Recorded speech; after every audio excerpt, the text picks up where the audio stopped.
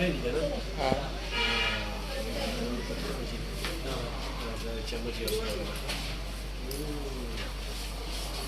دا چې ګرم پی وي وایي کې ماشومان دي د هغوی مرتړه کېږي خو زه پلار ورسره رسکي به کوي